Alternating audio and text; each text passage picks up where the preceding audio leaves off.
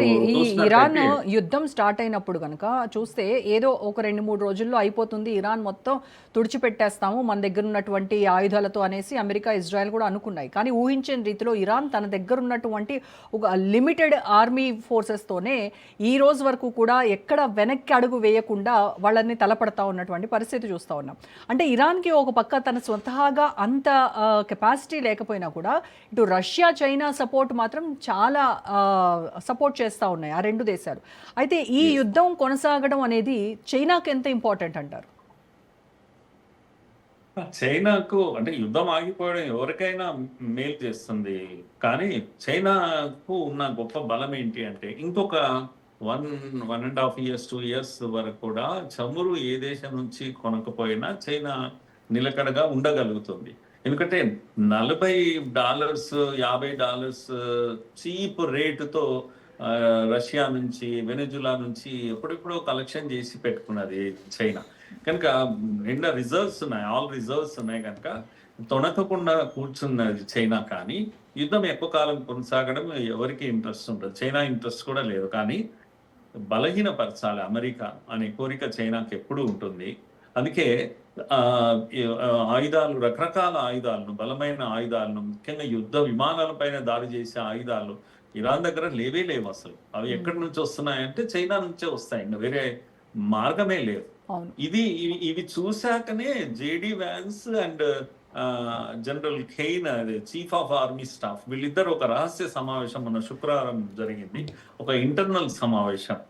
కనుక వీళ్ళంతా లెక్కలేసి ఏమని చెప్తున్నారా, అమెరికా దగ్గర మిసైల్ అన్ని ఖర్చు అయిపోయినాయి కనుక ఇప్పుడు 8-9 ఇయర్స్ నుంచి ఏవైతే ప్రొడ్యూస్ చేసామో అవన్నీ కూడా ఖర్చు అయిపోయినాయి. ఈ 13 రోజుల్లోనే మరిన్ని ఎక్కువగా ఖర్చు అయిపోయినాయి. యుద్ధాన్ని మనం ఎక్కువ కాలం కొనసాగలేము అనేటువంటి రిపోర్ట్ ట్రంప్ ముందర పెట్టారు అని బయటికి వస్తున్నటువంటి విషయం. కనుక ఇది బాగా అమెరికాను ఒత్తిడికి గురి చేస్తా ఉంది. అది ఇది చూసి నేను అనుకుంటాను నెతన్యాహు పరిగెత్తుకుంటూ వచ్చారు. ఎందుకంటే పొరపాటున ట్రంప్ ఏదైనా సడన్ నిర్ణయం తీసుకుంటే కష్టం అనేటువంటి విషయం. కానీ ఇరాన్ లో కూడా చాలా మటుకు చాలా ఇవేంటివి దెబ్బతిన్నాయి, ఇంటర్నెట్ కేబుల్స్ బాగా దెబ్బతిన్నాయి. కనుక ఈ ఒక ఇరానే కాదు, ఈ వెస్ట్ ఏషియన్ కంట్రీస్, సౌదీ, తర్వాత ఖతార్, ఇవన్నీ దేశాల్లో కూడా చాలా రకాల ఏమంటారు బలహీనపడ్డాయి. ఈ దేశాలన్నీ కూడా అసలు ఫ్రస్ట్రేషన్ లో ఉన్నాయి. ఒక రకంగా రేపో మాపో ఒక ఒత్తిడి ఈ గల్ఫ్ దేశాల నుంచి అమెరికా పైకి వస్తుంది అనేది వినబడుతున్న వార్త. ముఖ్యంగా జేడి వ్యాన్స్ కలెక్ట్ చేసిన వార్త ఏంటి అంటే, వీళ్ళందరూ కలిసి అమెరికాను రిక్వెస్ట్ చేస్తారు, అయ్యా యుద్ధం ఆపండి, ఇంకా చాలు, మేము ఇరాన్తో మాట్లాడుకుంటాం అనేటువంటి ఒక పరిస్థితి, ఒక డిస్కషన్, ఇంటర్నల్ టాక్ మొదలైంది అని. అదే కనుక వస్తే అమెరికా ఫెయిల్ అయిపోతుంది. కనుక అది మరింత కష్టమైనటువంటి విషయం. అక్టోబర్లో ఇజ్రాయెల్లో ఎన్నికలు ఉన్నాయి, నవంబర్లో అమెరికాలో మధ్యంతర ఎన్నికలు ఉన్నాయి. ఇద్దరు చేస్తారు, నెతన్యాహు దిక్కుండదు, తర్వాత ట్రంప్ దిక్కుండదు. సో ఇవి వెనకాల ఉన్నటువంటి జరుగుతున్నటువంటి విషయం. ఎందుకు సార్ అంటే ప్రపంచ దేశాలనే గడగడలాడిస్తాడు తన శాంక్షన్స్తో కావచ్చు, తన ఆంక్షలతో కావచ్చు. పెద్దన్న హోదాలో ఉన్నటువంటి అమెరికా అధ్యక్షుడు డొనాల్డ్ ట్రంప్ ఎందుకు ఇరాన్ విషయంలో వెనకడుగు వేస్తూ ఉంటాడు, కాస్త ఆలోచించి అడుగులు వేస్తూ ఉంటాడు, ఒత్తిడికి లోనవుతూ ఉంటాడు? ఏం జరుగుతుందంటారు? అది మనకు అర్థం కాని విషయము. ఎందుకు ఆ ఎనర్జీ సరిపోవడం లేదు అనేది. ఎందుకంటే ఆయన చేసిన పొరపాటంతా కూడా హర్ముజ్ జలసంధి కొత్త సమస్యగా ఆయుధంగా తయారు చేసి పెట్టాడు. ఆ ఒత్తిడిలో ఉన్నాడు ఇప్పుడు. సో అందుకే తానే అక్కడికి వెళ్ళి కూర్చున్నాడు. కానీ ఒక స్థావరం, ఒక కొత్త ప్లేస్లో తనకు దిక్కు మొక్కు లేదు, అక్కడ ఎటువంటి ఇది లేదు. అంత పెద్ద సముద్రాన్ని కంట్రోల్ చేసేటువంటి పనిలో మునిగాడు. చాలా ఖర్చుతో కూడుతున్నటువంటి పని. తన షిప్స్ అన్ని అక్కడ తీసుకెళ్లి పెట్టాడు. ఆయననేమో ఇంట్లో నుంచి, తన తీరం నుంచి ఫైట్ చేస్తున్న ఇరాన్కి ఎంత హాయిగా ఫైట్ చేస్తాడు కూర్చొని. అడ్వాంటేజ్ ఇరాన్కి ఎందుకు ఉంటుంది అంటే, చిన్న ఒక్క షిప్ పోయినా ఈజీగా కొట్టగలుగుతాడు, తన పక్కల నుంచే పోవాలి. కనుక దాన్ని దాన్ని సురక్షితంగా బయటికి తీయగలిగేంత శక్తి అమెరికాకి ఎక్కడ ఉంటుంది, ఎన్నని కాపలా కాయాలి, ఏ చిన్న డ్రోన్ వచ్చి పడ్డ డ్యామేజ్ విపరీతంగా జరిగిపోతా ఉంది. కనుక ఇది బలహీనమైనటువంటి ఆ, ఆ, స్థితి అమెరికాకు ఇక్కడే ఉంది. హర్ముజ్ జలసంధి అతన్ని బలహీనపరిచింది. కనుక తాను కాపలా కూర్చొని షిప్లను అన్నిటినీ ఏదైతే ట్రాన్స్పోర్టేషన్ ఉంటుందో సురక్షితంగా రక్షణ కల్పించి వాటిని పంపిస్తాను.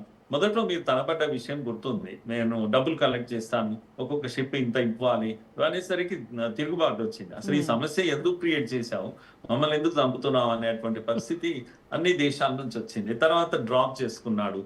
మరి ఇప్పుడు ఫ్రీ ఆఫ్ కాస్ట్ కాపలా ఉండాలి, అక్కడ ఎంత ఖర్చుతో కూడుకున్నది, తాను నష్టపోతున్నాడు, తన షిప్స్ పైన దాడులు జరుగుతున్నాయి, తన మనుషులు కూడా చనిపోయారు ఈ మధ్యన, తన సైన్యం చనిపోతా ఉంది. సో ఇది ఒక అర్థం కానటువంటి పరిస్థితి, ఇది కొత్త సమస్య, ఆయన కొని తెచ్చుకున్నటువంటి సమస్య అని అనుకుంటా. ఈ ఒత్తిడిలో ఉన్నారు. కనుక అమెరికాలో కూడా ప్రజల నుంచి ఈ ఒత్తిడి వస్తా ఉంది, అక్కడ తడబాటు కనిపిస్తాం. సో కొట్టడం అయితే కొడుతూ ఉన్నారు విపరీతంగా, ఇన్ఫ్రాస్ట్రక్చర్ ను దెబ్బతీశారు ఇరాన్ లో.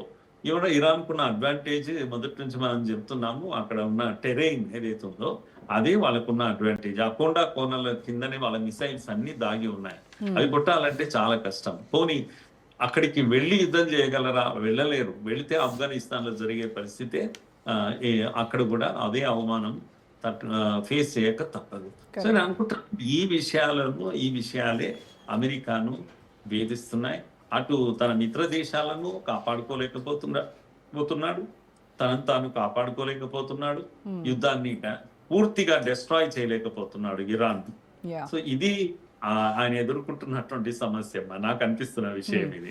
సార్ ఇంకొకటి, వైట్ హౌస్ లో ట్రంప్ నెతన్యాహు మధ్య జరిగినటువంటి ఆ 90 నిమిషాల సీక్రెట్ మీటింగ్ బయట మనం చూడడానికి మాత్రం చాలా ఒక నార్మల్ మీటింగ్ లా కనిపిస్తున్నప్పటికీ కూడాను తెర వెనక మాత్రం ఏదో గట్టిగానే డిసైడ్ అయ్యారు.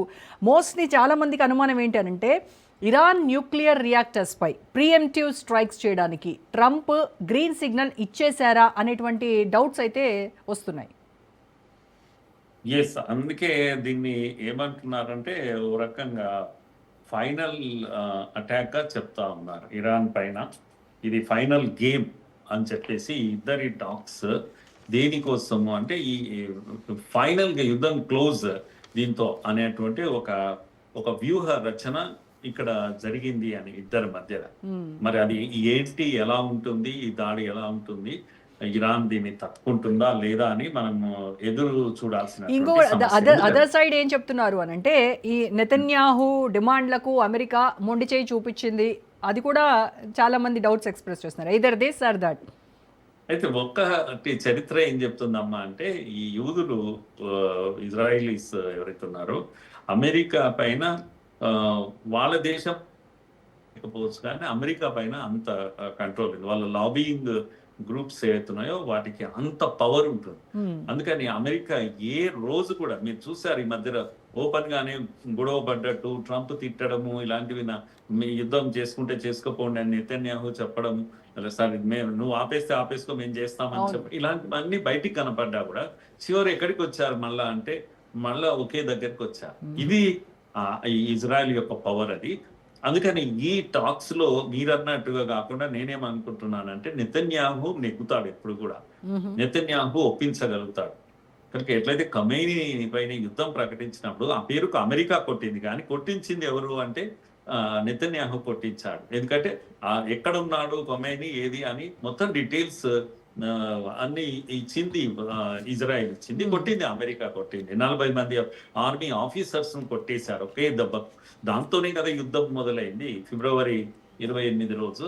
అందుకని ఎలా మొదలు పెట్టిందో అలా అంతం చేయడం కూడా నెతన్యాహుకి చెల్లు, లేకపోతే ఇజ్రాయెల్కే చెల్లు. కనుక ఫైనల్ కమాండ్, ఫైనల్ ఇది మాట ఎవరిది ప్రివేల్ అవుతుంది అంటే ఇజ్రాయెల్ది ప్రివేల్ అవుతుంది అనేది నాకు ఎందుకో గట్టి నమ్మకం అది. కనుక ఈ ఫైనల్ అసాల్ట్ కొరకు ప్లానింగ్ జరిగి ఉంటుంది అని. ఆపరేషన్ ఎలా ఉంటుంది మనం ఇప్పుడే చెప్పలేమమ్మా, దాని ఫలితాలు ఎలా ఉంటాయని మాత్రం మనం వెండితెర పైన చూడాల్సిందేమో అని అనుకుంటున్నాను.